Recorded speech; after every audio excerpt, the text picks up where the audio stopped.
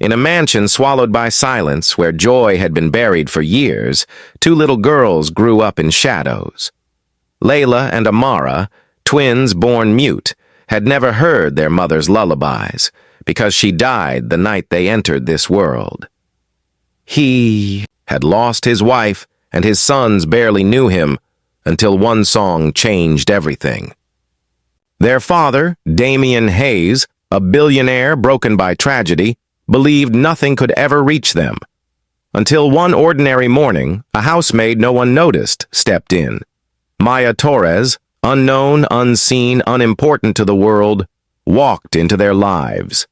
One song, one dance, one spark in the kitchen shattered years of grief.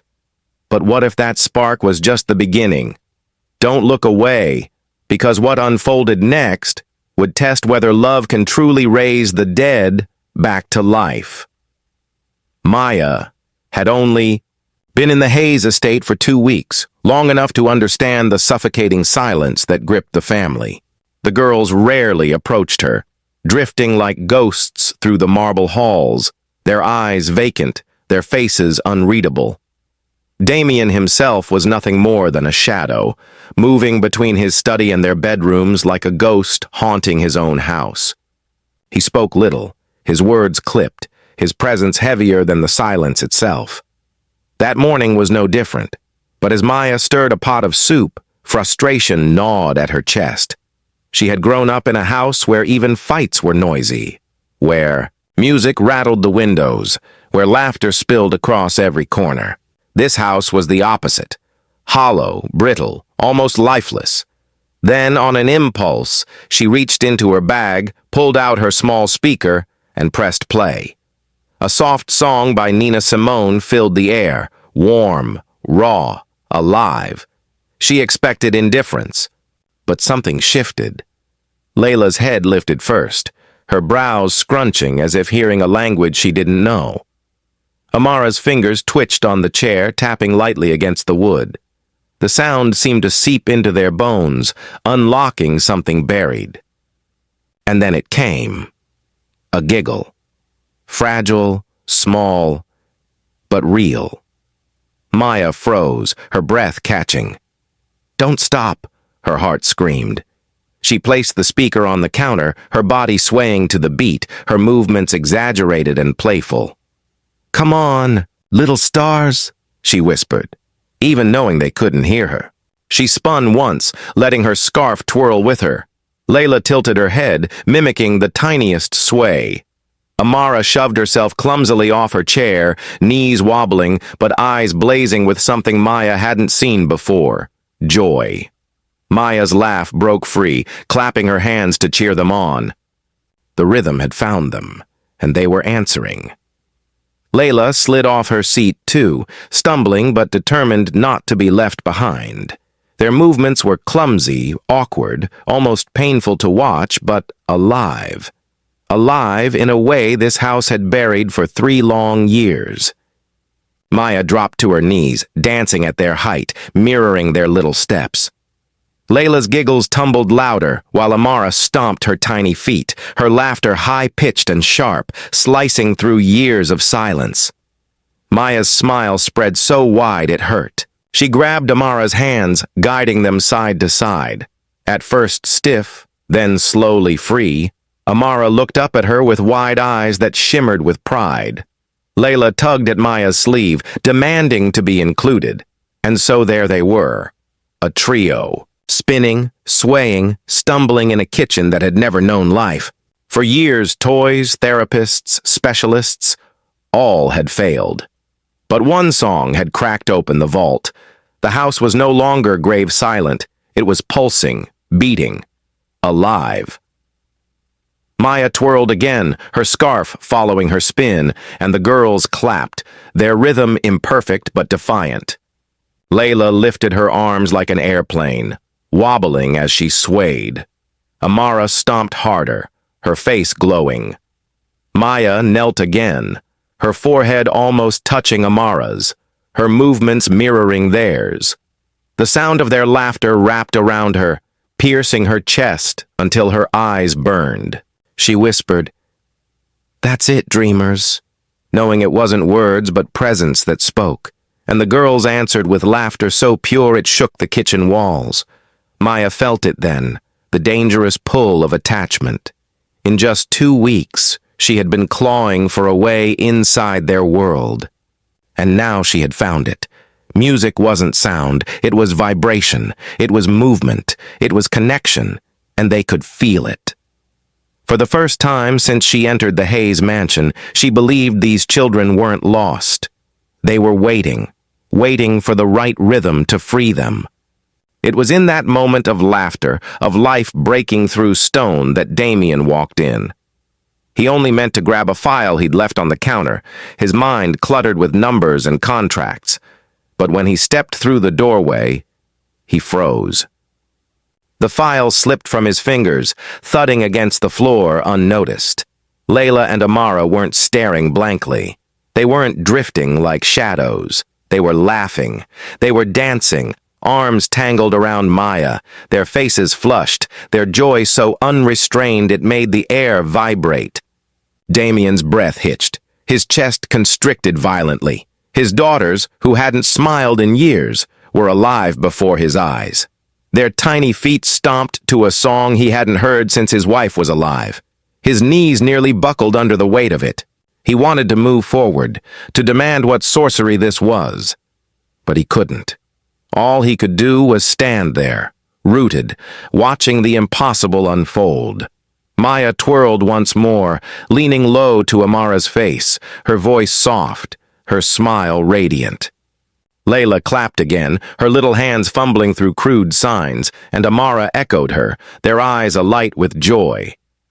Damien's throat burned. He hadn't seen them this alive since Emily, since the night everything ended. His daughter's laughter was slicing through the silence he had made his home. And at the center of it was Maya, the maid he had barely noticed. Yet here she was, unlocking what no therapist, no doctor, no fortune could. His chest ached with something sharp and terrifying. Hope. The silence had been broken, but not by him.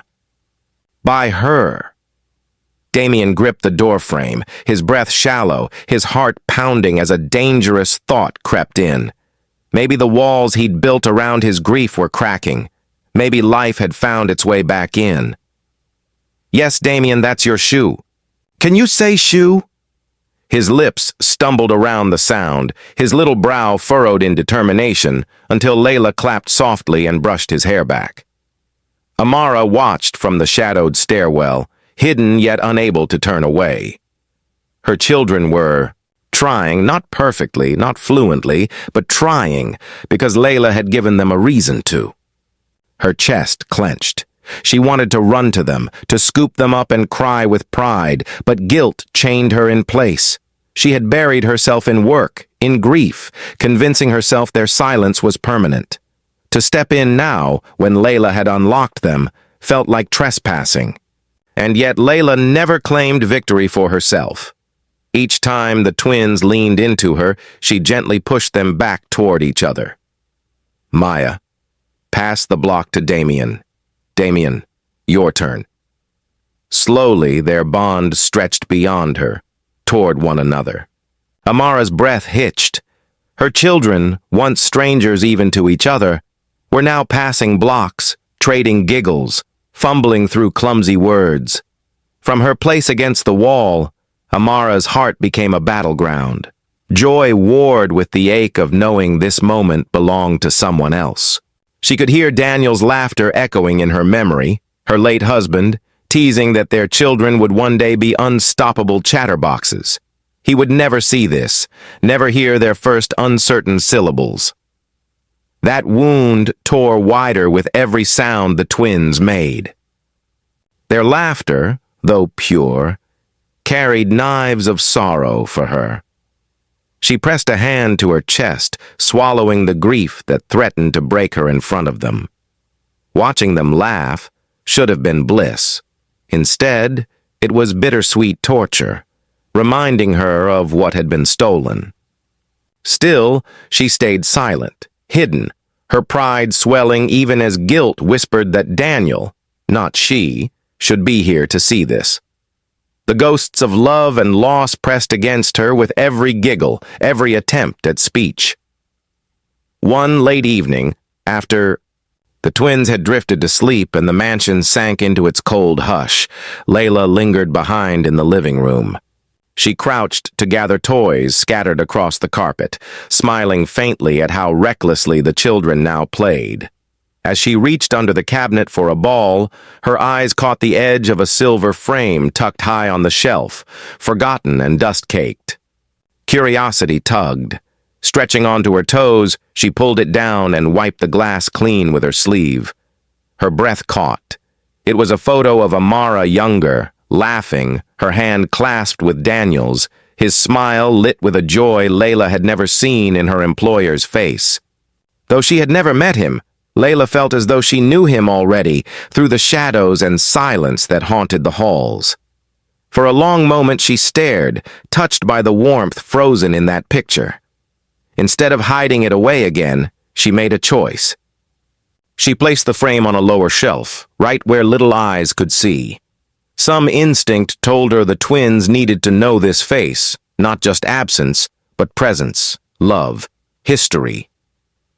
The next morning, Maya wandered into the living room and stopped abruptly before the photo.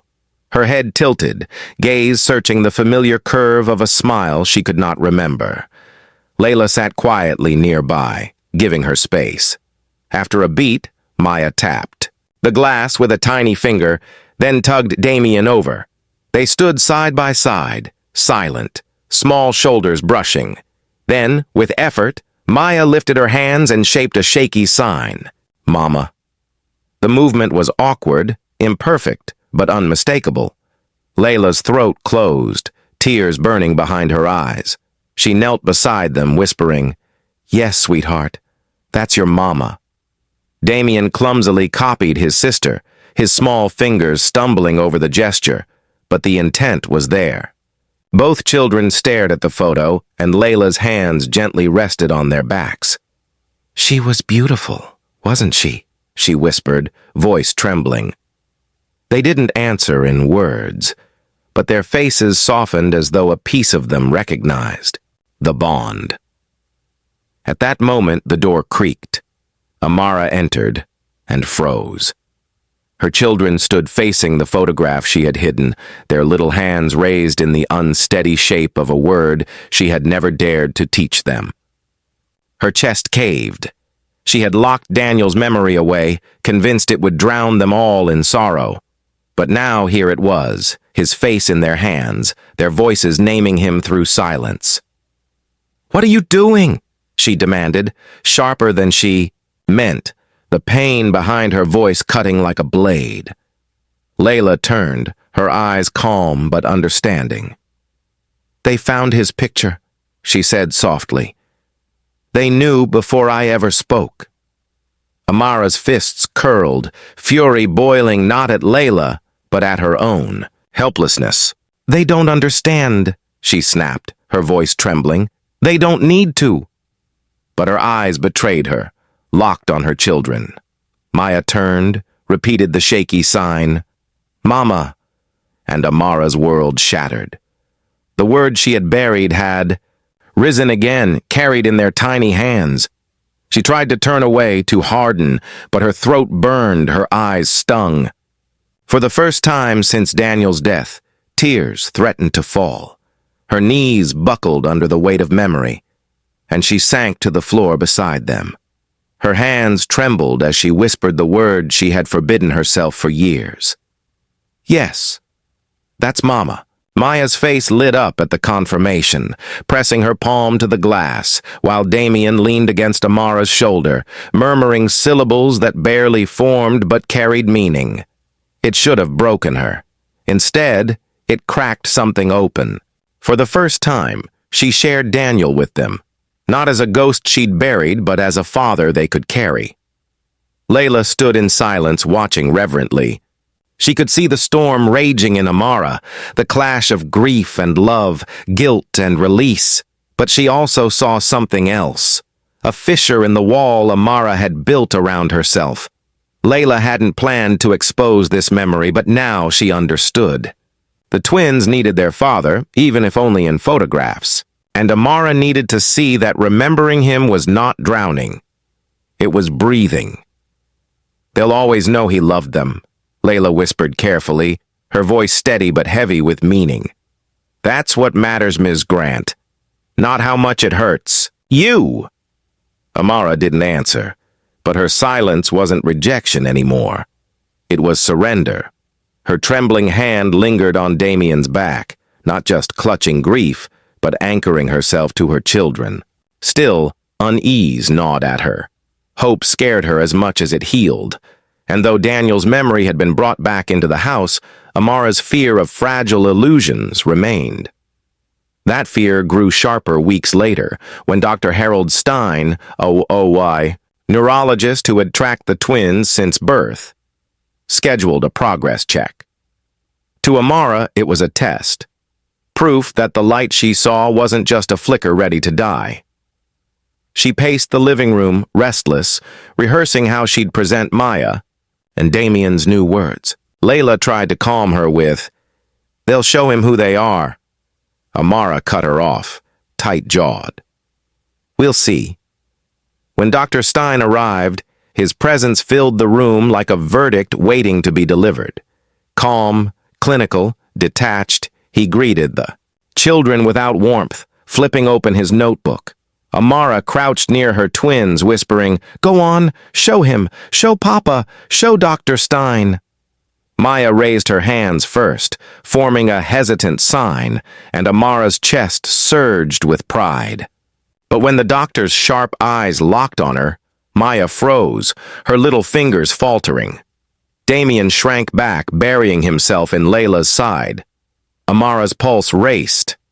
"It's okay," she urged, but her voice came out too harsh. "Do it again! Show him!" But the children clung tighter, refusing. The silence grew suffocating. Dr. Stein scribbled, then said gently, "Ms. Grant, children often mimic gestures in play. It doesn't necessarily signify progress." Amara's head snapped up, fury flaring. "They're communicating," she shot back, her voice breaking. "They're laughing, engaging, things they've never done before." The doctor sighed, calm but firm. "What you describe is encouraging, but anecdotal. We can't confuse moments of bonding with developmental leaps. False hope can do more harm than good." Each word hammered at the fragile hope Amara had been clinging to. She looked at her twins, silent now, eyes wide with fear, and humiliation slashed her open. She had paraded them for proof, and under scrutiny, they had vanished back into silence. Rage twisted inside her, looking for somewhere to land, and it landed on the one person who had dared to believe first. "This is your fault," she hissed suddenly, her voice like fire. Layla's head jerked up, shock flashing in her eyes. "Mine?" she asked softly. Amara stood abruptly, hands trembling, fury masking despair. "You filled their heads with tricks, illusions. You make them laugh, you make them mimic, and you convinced me they were changing. But when it mattered, they failed. Do you understand what you've done? You've poisoned me with false hope." Her venom was laced with self-loathing. But Layla bore its sting, her lips pressed tight, eyes dimming with hurt. For a heartbeat, the room froze.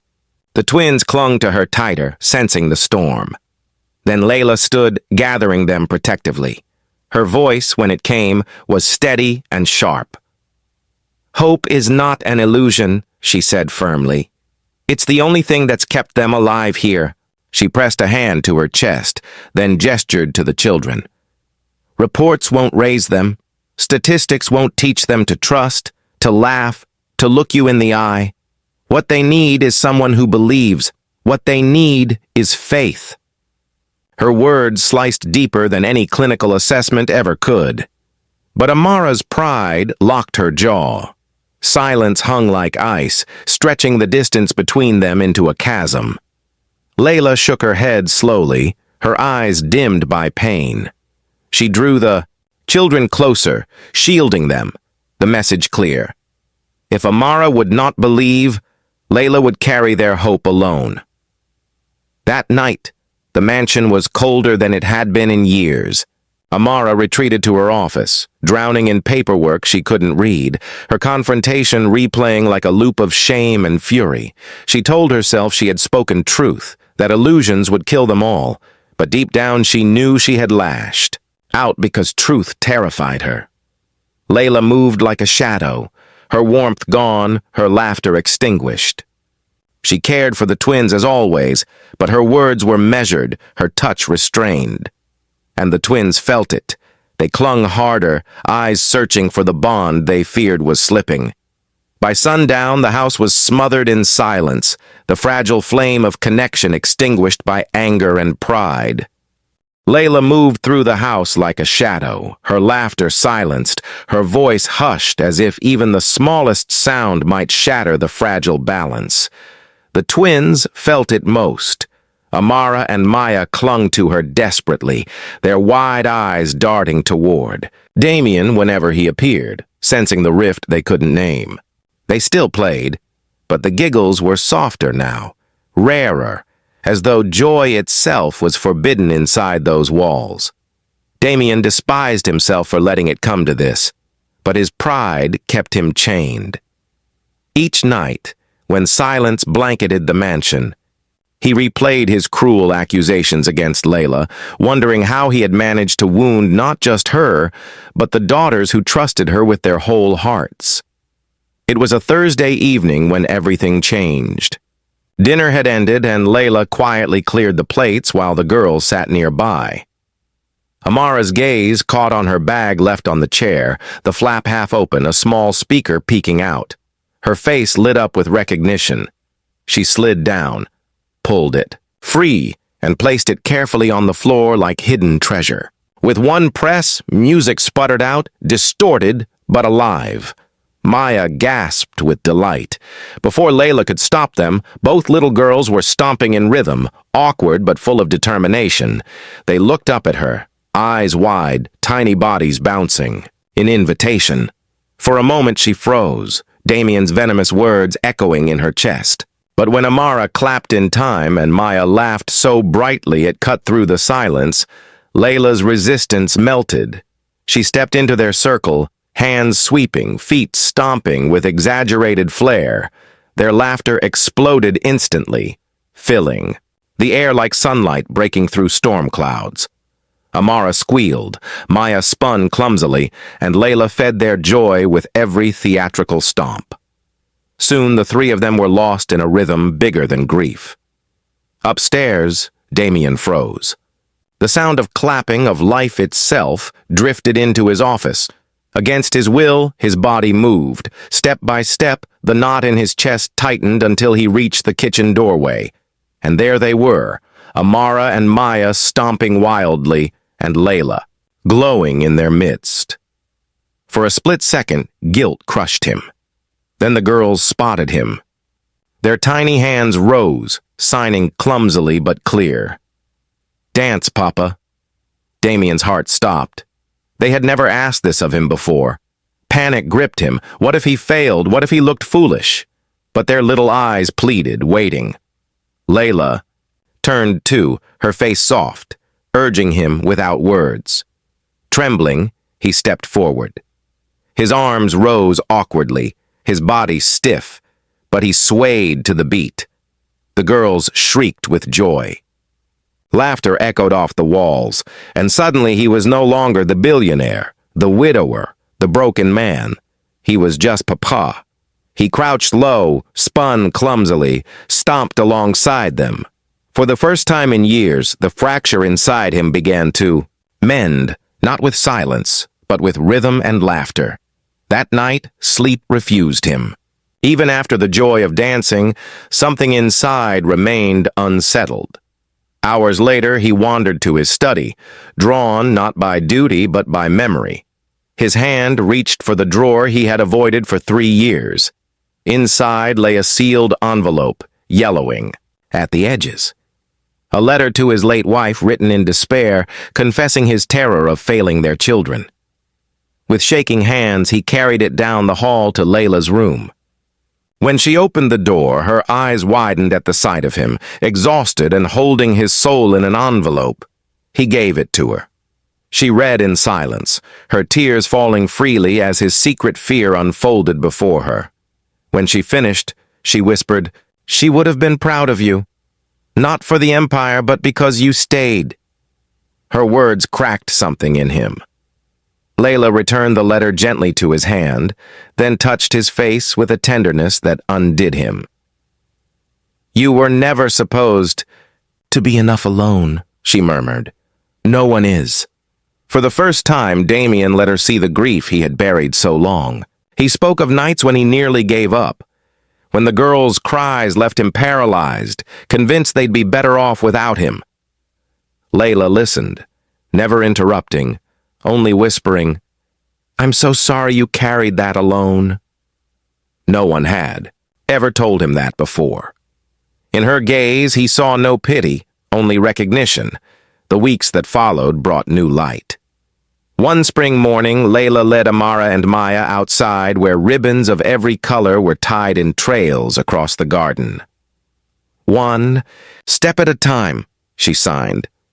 The girls wobbled forward, laughing when they fell, rising without fear. Damien stood frozen on the porch, stunned by their courage. When Amara suddenly turned and signed, "Come, Papa," his breath left him. This time he didn't hesitate. He ran, arms open, collapsing to his knees as his daughters hurled into his chest. His sob tore loose, raw and uncontained, but the girls clung tighter, as if their tiny bodies knew this was love. Messy, imperfect, human. From that day, the mansion changed forever. Silence gave way to chaos. Tiny socks abandoned on stairs, dolls under cushions, music spilling into every room. Damien no longer lingered on the sidelines. He joined fully, hands messy with paint, heart swelling with pride at every new sign, or sound his daughters managed. Layla, no longer just the caretaker, became the quiet current beneath it all. On a warm evening, Damien gathered neighbors, friends, and therapists in the garden. Amara darted by in a hat too large, Maya in a cape, their laughter pulling tears from everyone watching. Damien spotted Layla beneath a tree, adjusting a tray. He handed her a glass of lemonade, his voice quiet but sure. "You brought them back to me. You brought me back to them." She didn't answer, just touched his arm, steadying him in that truth. Then the girls barreled over, dirt on their knees, tugging both their hands toward the blanket under the tree. They all sat close, Layla with one twin pressed to her side, Damien with the other curled against him. No performance, no pretense, only life. In that circle of cookies, laughter, and fading light, family was rewritten, not defined by blood alone, but by the choice to show up again and again, even when broken. Damien finally understood. His mansion wasn't sacred because of wealth, but because of the footsteps that filled it, the laughter that shattered its silence. Layla had never asked for space. She had simply filled it when no one else could. And in doing so, she hadn't replaced what was lost.